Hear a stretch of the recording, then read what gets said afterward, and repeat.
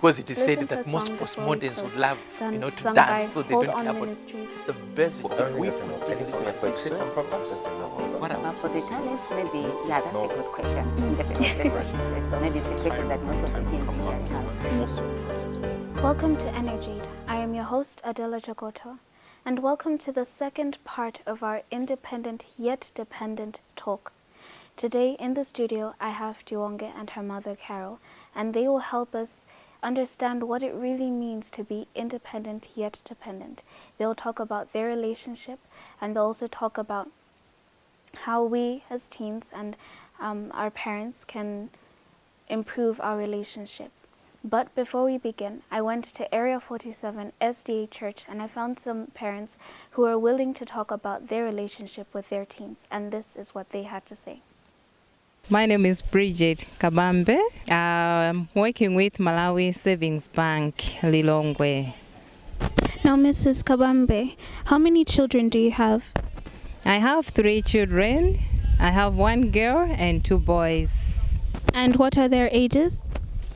The first one is 14 years, the second one is 11, and the third one, who is the girl, she's 6 years old. So you have 1 teen. How close are you to your teen?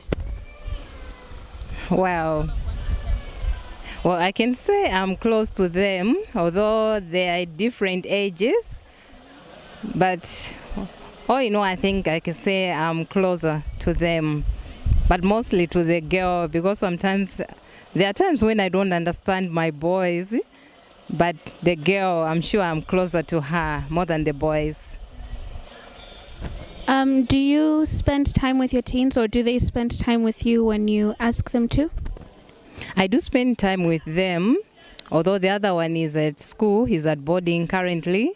But when he comes home, I always make sure that I'm close to them so that I can hear their views on different aspects in the home. And what kind of things do you do with your teens? What activities do they enjoy doing with you? The first thing that I can say I like enjoying them with them most is visiting church. I like them to participate in church activities. Apart from attending activities in the morning, I always encourage them to attend activities in the afternoon. But also, when the church has organized some programs, some trips, I always want my children to be attending those programs, because I don't want them to be busy with things in the home, but I want them to be busy with things for the Lord. And have they reached the stage where they're fighting for their independence? Well, I can say the first one, yes. Apart from the 2 who are still in primary, the first one I can see that he's trying to fight for his independence. So I try to be closer to him so that I see what things he's doing, in what activities he's spending time on. And how ready do you think he is for independence? He's not yet ready, because he's still in Form 2, and we're still encouraging him on school things and also encouraging him on spiritual things. But I know after he's through with his exams, then he can start going that direction where he would wish to go for his independence. And what do you think about letting your teens do what they want in terms of following their dream career, even if it's maybe not in line with what's happening in the country, or maybe in terms of dating who they want to date, if they feel it's right? What do you think about that? At the moment, we are trying to encourage them to choose those careers that will help them in the future, because we know that most of the times these kids, they don't really know what the future is like for them. So we're trying to help them to choose the right careers and also the courses that will help them in the near future, because we know that we are living in a world where maybe one of us can die, or maybe both parents will go. So we're trying to give them instructions and for them to choose the careers that will help them in the future. My name is Mashu Chilenga and I work for TF and Partners in my own firm. Now, Mr. Chilenga, how many children do you have? I've got 3 children, 1 son and 2 daughters. And what are their ages? They're aged 15, 13 and 9. So you have 2 teens, yes? How close are you to them? Well, I'm quite very close to my children. I stay with them when they're during holidays, and I stay with other one each and every day. So do they spend time with you when you ask them to, or do you spend time with them? I spend time with them when they're around, especially the 2 teens who are in school, boarding school. And for the other one, we spend time with each other every day because we stay together. Yes. So what kind of things do you do with your teens? We do a number of things. We sometimes do some sport together. We walk together, and sometimes we work around the house together. And we pray together most of the times. And in terms of your teens, have they reached the stage where they're fighting for their independence? The teens will always fight for independence. It's part of growing up. My teens are not an exception. Sometimes you can see that they are looking for their own space and they're looking for their own independence. And I have to take it as a father. So how ready do you think they are? They are not yet ready to be independent. For them to be independent, they need to be grounded in the scriptures. They need to learn the word of God each and every day. They need to have an education and complete it. And then they can be ready to be independent. So what do you think about letting your teens do what they want in terms of following their career, even if it doesn't go in line with the economy in our country, or maybe in terms of dating who they want if they feel they can handle it or that it's right? In terms of career, I would want the children to get a career, get good training in whatever they want to do. They should be able to do as long as they're able to finish and study it properly. So they are free to choose a career of their choice. As for the issue of dating, dating is natural, but it has to be within the limits of the Bible. I would recommend to the teens the good book, Messages to Young People from the Inspired Word. It's the best book for the youth to read as they are dating. It will help them to be dating within the limits. And the limits were set by Ellen G. White to say they should date within the biblical limits. They should date fearing that the love of God is the beginning of everything. My name is Miriam Tandi Chintunzi. I'm working for Standard Bank as an account analyst SME. Mrs. Chintunzi, how many children do you have? I've got 6 children. And what are their ages? 22, 20, 18, 14, and 10. So I see you have 2 teens. How close are you to them? I can say I'm very close to them. Yeah, because we can pray together, we can chat, we can discuss things with them. So I can say we are very close. So we can say that you spend a lot of time with them? Yes, definitely. So what kind of things do you do with your teens when you're spending time with them? Okay, we practice songs together, I can say we sing together, we come to church together, we can do some aerobics together, things like those. And have they reached the stage where they're fighting for their independence, your teens? Yeah, they are. And how ready do you think they are? Yeah, sometimes when I look at them, I say, no, they cannot be fully independent. Yeah. So how are you handling it? Start fighting. No, I can't do this. It's my life. That kind of thing. How do you handle that? Okay, I assess the type of thing that they want to do in their independence. When I feel that, they can do it, then I allow them to do. But the other thing that I feel, no, they cannot do this, then I tell them no. Yeah. So what do you think about letting your teens do what they want in terms of following their career or maybe dating the person that they feel is right? What do you think about that?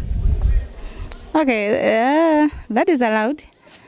I just guide them. In terms of career, I just guide them. This is the best career. I just give them a list. You can choose from this, and this.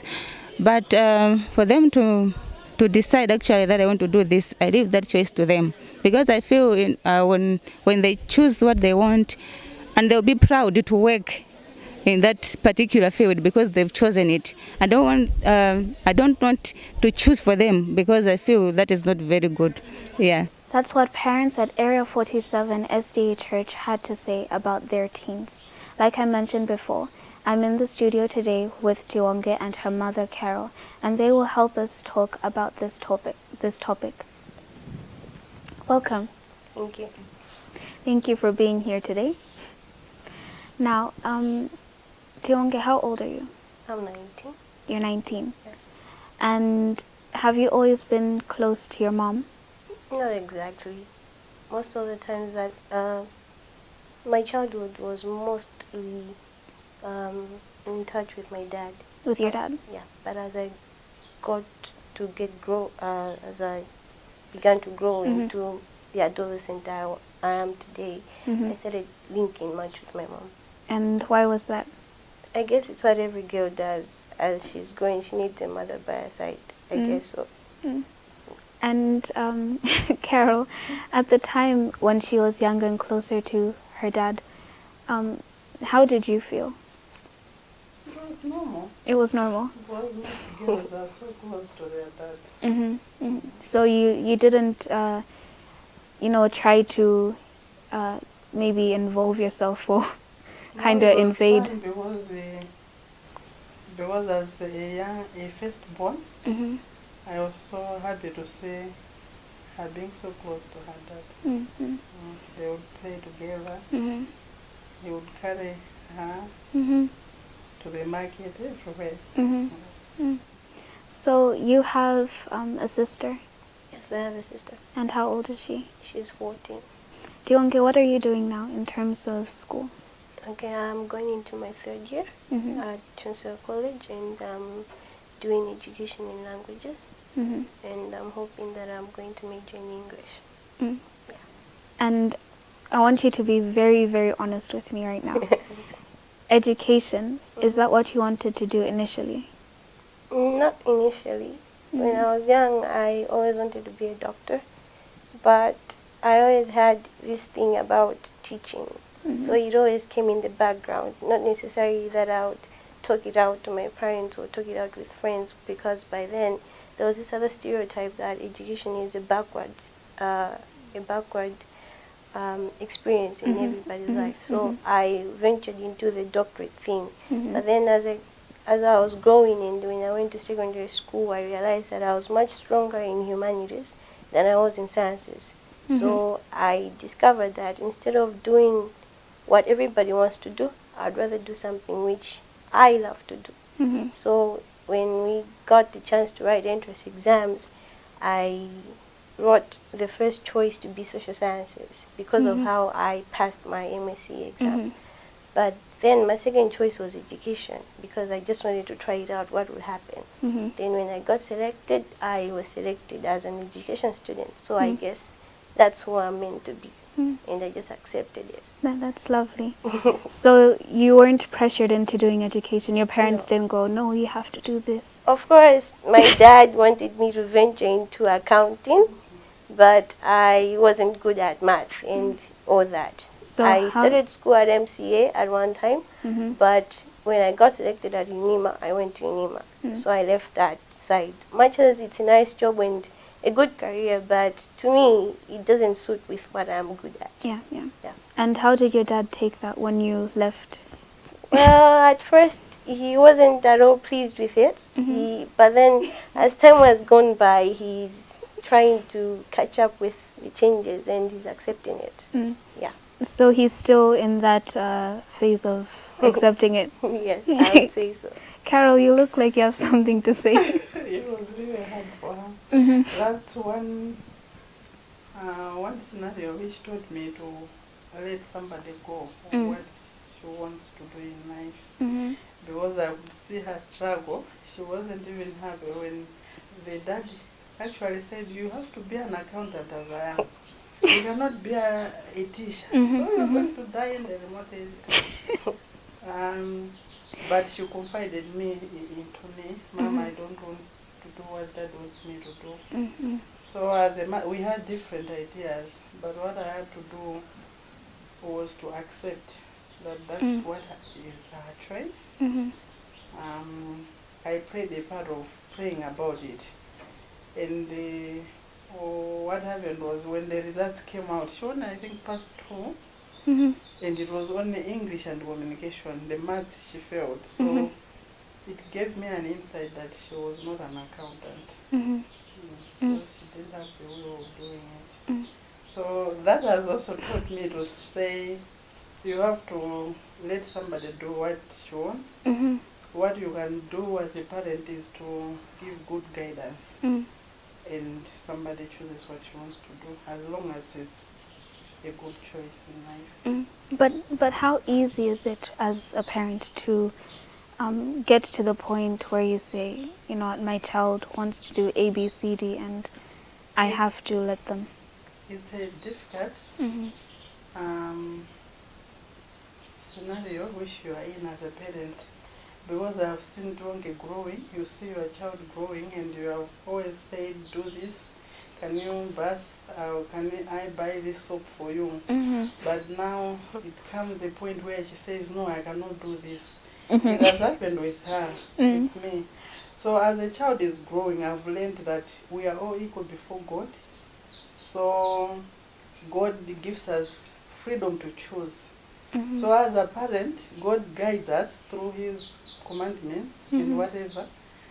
Even as a parent, you can put in restrictions, rules, but if somebody doesn't have a will to follow, to do that, it will not happen. She or he will still do it at the backyard when you don't know. But I think what you can do is to guide all the time. This is bad. I'm telling you this because these are the consequences. I've been a child before, so I know what this, I've gone through this. So if she understands, he understands, and with God there taking part, then somebody can make a choice. Yeah. And I reckon that you've had some arguments before. Plenty. Plenty. Of them. And how did you resolve them? Me, sometimes you get really cross because there's nobody who is 100%, even the pastors. They will still err somewhere. But we learn through mistakes.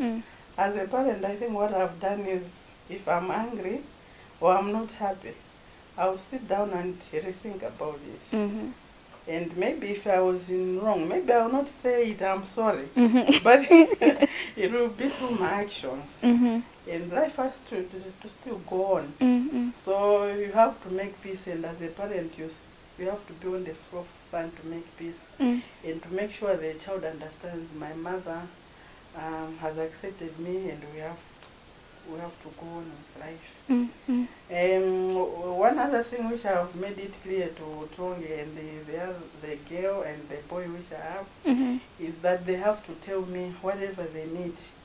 They have to be very close and very comfortable to tell me whatever has happened in their life. Even maybe somebody has raped them or somebody beat them at school. They don't have to hide. They have to tell me, because I will tell them the right advice. Somebody maybe will not tell them the right advice. Let's say in terms of maybe sexuality things. You don't actually know that this information I'm getting, is it really true or not? Because you don't know what somebody is thinking. But as a mother, because she is my child, I will tell her the truth. And the consequences of everything she's doing. And Tiwonge, how easy is it for you? Well, I'm guessing, okay, let me not even ask. I'm guessing it's quite easy now to talk about any issue, right? Well, not necessarily. I should say it's a 50-50 thing. Well, but mostly I would say that it's very important for every girl or every child who is in adolescence to always go back to telling their parents whatever they're going through, because they are the greatest experience you can have as your right hand experience, because they've been there before and you're just going back to what they used to be, much as the ages are different, but then you would get a glimpse of what it means to be as an adolescent. So I understood, as she said, she has been stressing the point over and over again, and I got to the point where I understood that no matter what happens, she's supposed to be one of the very first person I need to go to. Much as there is God, then her and some friends, but then she has to know what is going through my life, because whatever happens there, if I blunder out there, the name will always come back to my family. So my family will be at a risk of whatever I do. So it's better that I go to her, I talk to her, or I talk to my dad, and I get help from them, then I move on with life. So I shouldn't say it's easy. Sometimes I tend to say, should I or should I not? So, but then by the end of the day, it's always wise. I'll say it's always wise to seek guidance from someone who is older than you, because they know more than you do. Yeah. And before you mentioned that when you were younger, you were somewhat closer to your dad than your mom. So how did you and your mom build this relationship? Were there any specific steps you took, or did it just somehow naturally happen? No, I wouldn't say there were steps necessarily. I should say, I think it was both ways. Naturally, it happened because I'm a girl and she's a female as well, so we clinked together as I was growing. But I also realized that much I was close to my dad, I was neglecting her side. So I prayed about it, especially I think I was around 15, I should say, that was in Form 3. That's when I realized that I needed her advice more than I needed to be with my dad. Because when I was with my dad, he always takes me to be, as in, he treats me as a boy, since I'm the firstborn. So he treats me as a boy, as in to make me jack up. So that is very nice, because most of the lady part, we are lazy and all that. So it was a very nice experience, because at doing things, I was quick at it. At thinking, I was quick. So I realized that there was this other part of me that I was missing. So I decided to go back and rebuild that relationship. And with the natural phenomena itself, then it just clinked all together. So everything just came into one piece. We'll be right back after the song done by the Prophets entitled Beyond the Sunset. My soul is now thrilling with joy is feeling when I think of what's over life see. The angels are waiting, they're now congregating beyond the sunset for me. My soul is now thrilling with joy is feeling when I think of what's over life see. The angels are waiting, they're now congregating beyond the sunset for me. Over the sunset in that better home, the angels are waiting to carry me home. In heaven with Jesus I'll be. Cares of this life we love vanish away. Jesus will shine as the light of the day. Beyond the sunset for me. Such comfort in knowing that I'll soon be going where my soul shall forever be free. I see Jesus standing on the shore by the landing, beyond the sunset for me. Over the sunset in that better home, the angels are waiting to carry me home. In heaven with Jesus I'll be. Cares of this life we love vanish away. Jesus will shine as the light of the day. Beyond the the sunset for me. Beyond the sunset for me. Beyond the sunset for me. That was a song done by the Prophets entitled Beyond the Sunset. Just before the song, we were talking to Tiwonge and her mother Carol. Welcome back. Thank you. Now we were talking about Tiwonge, Yeah. about how you built your the relationship with your mom, and you said it went both ways, where it was a natural process, but also you just realized that you needed that female help as well. And now I'd just like to talk about the part now of you becoming independent. Let's start with Tiwonge. Would you say that you're independent now, or there's still a part of you that's dependent? That is a difficult question to answer, but I should say that I am not necessarily independent altogether. I should say that nobody is independent altogether. What I mean is, as long as you have someone older than you, you are still a child and you always seek for guidance, even if you grow up. But then with the stage that we are as an adolescents or teenagers, it's a stage where you need more guidance than ever, because you're building yourself for what you'll be when you're an adult. So I should say it's a very difficult transition where you realize that you need to stand on your own, and at the very same time you realize that you're leaving your childhood behind and you're going to be living on your own now, as in you're making firm decisions on your own. So you have to meet with decisions of your career, or whether you're going to settle down, or where you're going to be living, something like that, investments and all that. But then I would say that the transition is, someone has to have a sense of themselves, that as they are growing up, they need to stand on their own. And much as you're standing on your own, it doesn't mean that you exclude everything around you, as in the people around you. You still need them. But then, now the sole decision maker will be you. But then you need someone else behind you to help you along with those decision making. So by the end of the day, it's actually the opposite. When you were under your parents' guidance or your guardians' discipline, they would always make decisions for you. So you would go to the school they want, you would dress the way they want, you eat the food they give you. But now it's the opposite. You have to be the sole decision maker in everything. But then when making the decisions now, that means you have to realize that if I'm making this decision, will it be okay for myself? Now, what will happen if I embark on it? Will my friends be okay?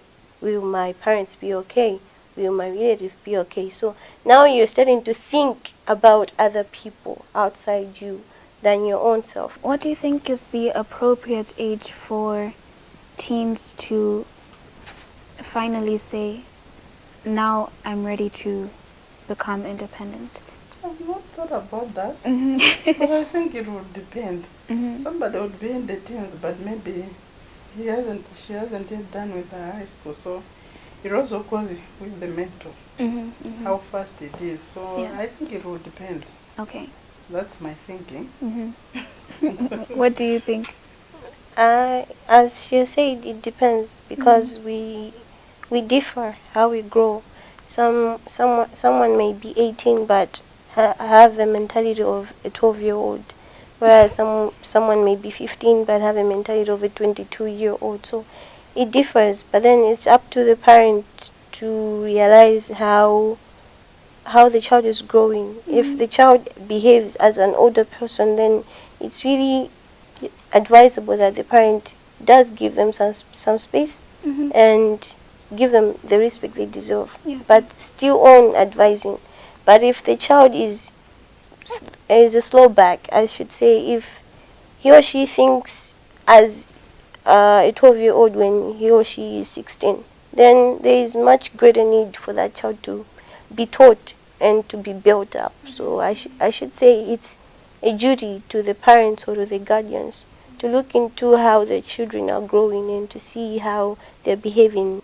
Thank you both so very much for joining me today. I hope that Tiwonge and her mother Carol made it clear to you that independence, yes, it can be nice, but we still do need our parents. So I hope that this program has blessed you and that you will take these lessons with you. For our inspirational quotes today, I've just got 2 verses. The first one comes from Ephesians 6 verse 1 and the second Exodus 20 verse 12. I hope that you've written down these verses and that you'll have some time and spend some time reading and meditating upon them. Remember, you can do all things through Christ who strengthens you.